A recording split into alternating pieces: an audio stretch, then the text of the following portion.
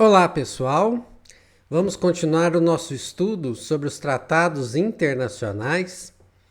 Primeiro passo agora é explicar para vocês as espécies de tratados internacionais.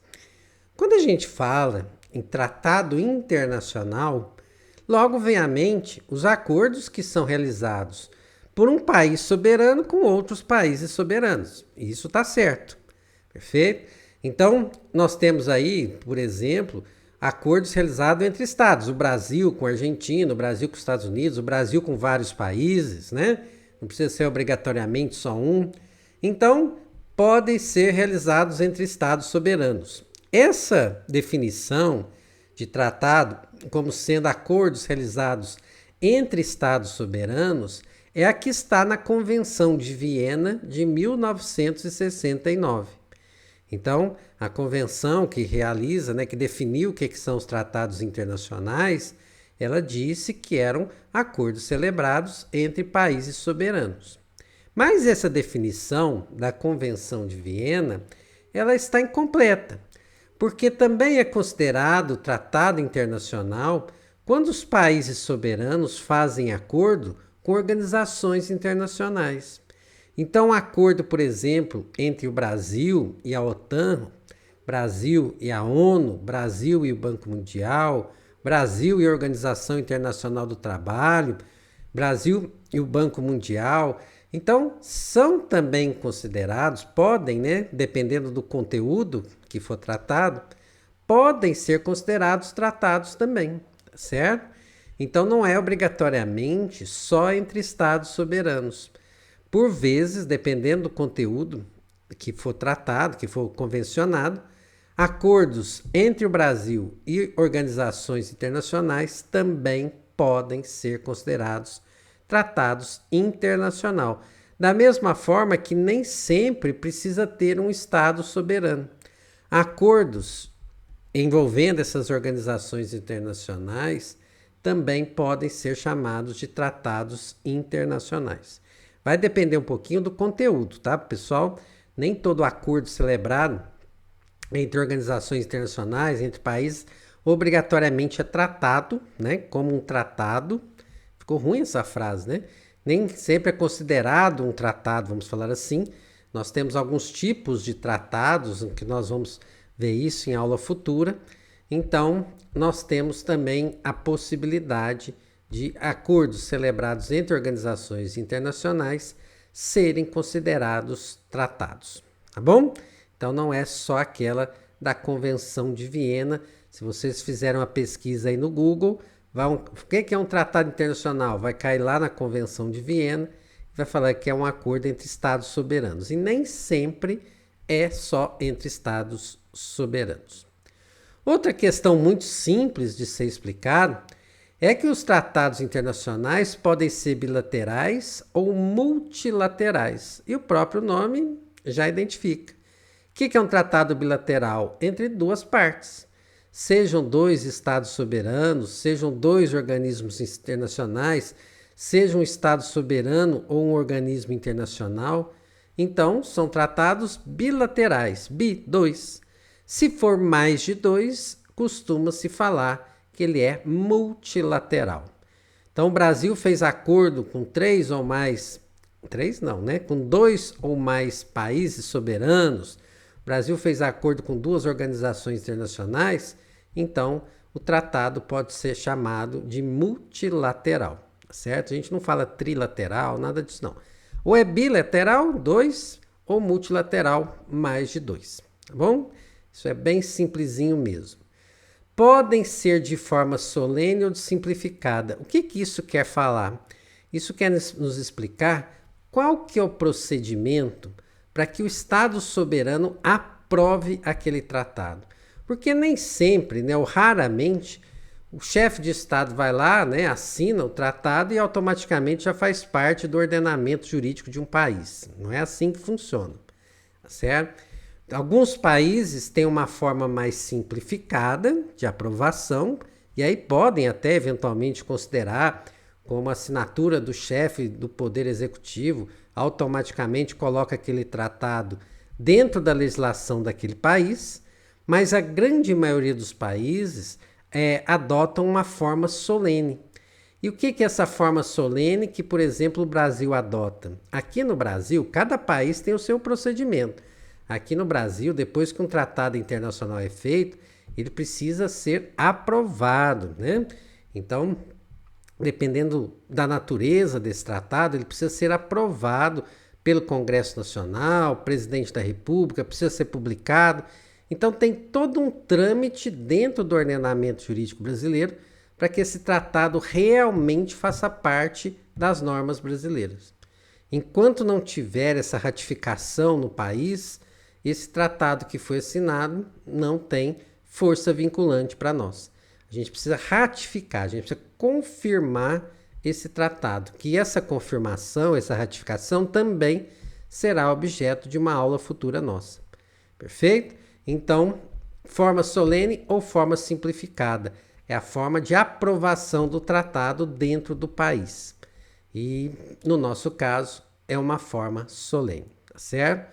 Nós temos requisitos para isso, eu até coloquei aqui. Precisa da assinatura, né, do representante, assinatura do presidente e uma ratificação, normalmente pelo Congresso Nacional. Normalmente pelo Congresso Nacional. Bom?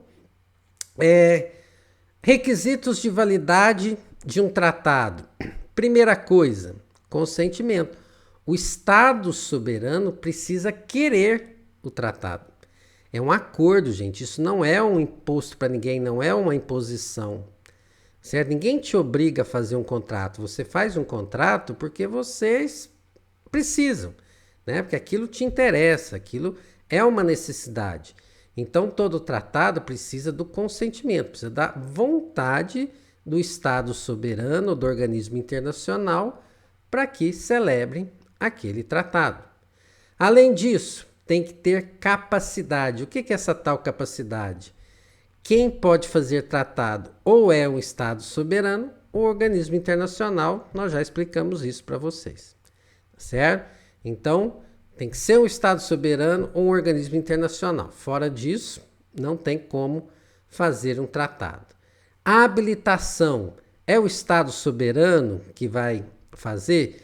E a pessoa que está lá em nome desse Estado, ela tem poderes para assinar esse tratado?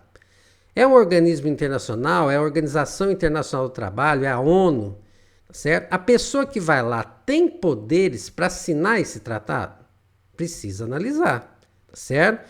Então, a habilitação é a comprovação dos plenos poderes para celebrar o acordo em nome do Estado ou do organismo internacional também, como nós já conversamos, tá certo? Então, é a terceira característica. E para a gente já encerrar esse assunto, é lógico, pessoal, que o objeto tem que ser lícito. Não se vai fazer um tratado de algo que seja ilícito, que viole as leis internas de um país, né? Não tem lógica. Então, o Brasil fazer um tratado internacional reconhecendo a pena de morte, sendo que a nossa Constituição proíbe.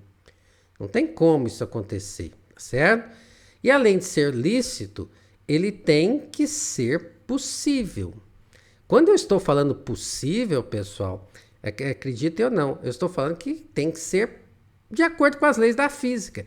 Tem que ser algo que seja possível de ser efetivado, certo? Se for uma coisa que não tem como cumprir, não é que o país não consegue, ninguém consegue cumprir, é lógico também que esse tratado não tem futuro, é considerado nulo, tá certo? Então, não pode ofender, pode querer coisas assim irreais, né? Que um país, né? Que os países não conseguem cumprir, tá certo? Então, precisa ser algo possível além de lícito. Quando vocês estudam isso na doutrina, os doutrinadores sempre citam um tratado que foi feito dispondo sobre a propriedade do que vem do espaço. Se, por exemplo, cai um pedaço de um meteorito, né, na nossa cidade, eu posso ir lá e pegar esse meteorito e vender?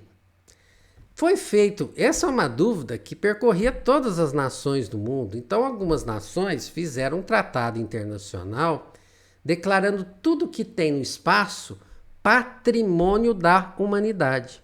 Então, se um meteorito, por exemplo, cair no meu terreno, eu não posso ir lá pegar o meteorito e vender, porque aquilo é um patrimônio da humanidade, aquilo tem que ser destinado para pesquisas, para museus, né? Não é algo que possa ser vendido. Então esse tratado foi feito, tem muitas décadas que esse tratado foi feito, mas muitos juristas acham uma aberração esse tratado. Como é que pode a humanidade fazer um tratado de tudo que tem no espaço se ela não tem a posse de tudo que tem no espaço? Entende? Uma coisa meio surreal. Assim, moço, mas você está declarando, por exemplo, que as luas, todas as luas do universo são patrimônio da humanidade? Como é que é isso? Você tem posse, você tem alcance dessas luas? Não tem. Então, esse tratado que foi feito, né?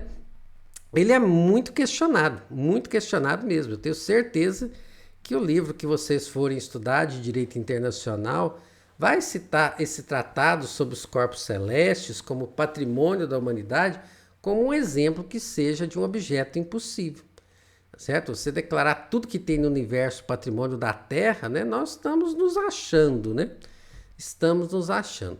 Então, esse aqui, por mais estranho que isso possa parecer, se depois você parar para dar uma pensada, assim, nossa, mas tudo que tem no espaço, né? Vocês vão ver que isso é um tanto quanto estranho mesmo. Certo? Então, o objeto tem que ser lícito e possível. Certo? Se tiver todos esses requisitos, beleza, o nosso tratado tem tudo para ser válido, precisa da confirmação dentro dos países signatários. Tudo certo então? Mais uma aulinha rápida, vamos encerrando por aqui e teremos mais aula a seguir. Grande abraço, pessoal!